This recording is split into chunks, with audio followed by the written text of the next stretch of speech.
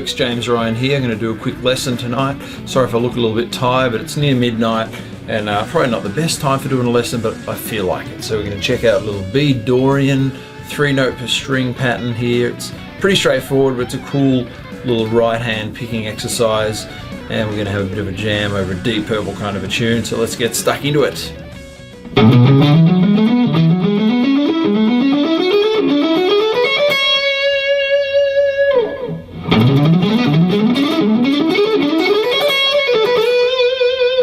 Okay, so this is in the key of B Dorian. For those who don't know that much about modes, you might just think of it as an A major scale, and it does actually start on A, this particular run.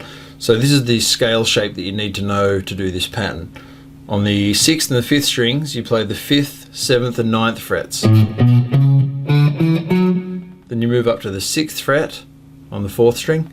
Okay, so we go 6, 7, 9, and repeat that on the 3rd string.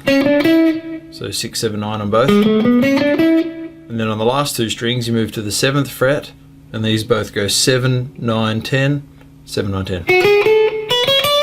So what's great about this shape is that it's 3 pairs of identical patterns. So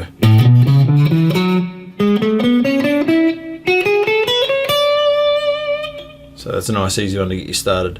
Now all we're doing then is going to break that into groups of 3 strings. So we're going to play the first 3 strings. Okay, then we're going to go back to the 5th string at the 5th fret and play 3 strings from there. Then again you hop back up 1 string above to the 4th string and do hop back to the string above again, the 3rd string this time at the 6th fret, and you do the last 3. So it's 4 lots or 4 groups of 3 strings. So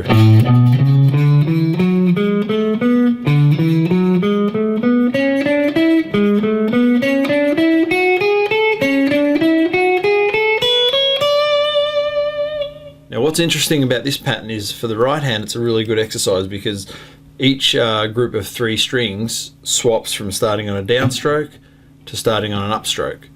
So let me show you the first 3, obviously starting on a down, down. Now to get to the next group, starting on the D here, you've got to start on an upstroke. Okay, so this group of 3 strings will start on an up. That'll then take you back to a downstroke for the next 3. And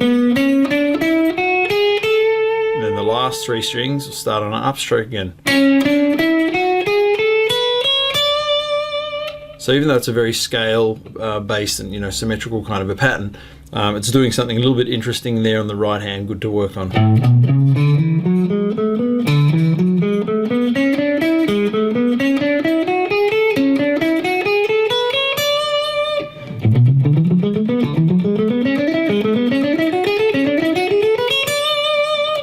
Now this is obviously going to work in any scale shape that uses 3 notes per string.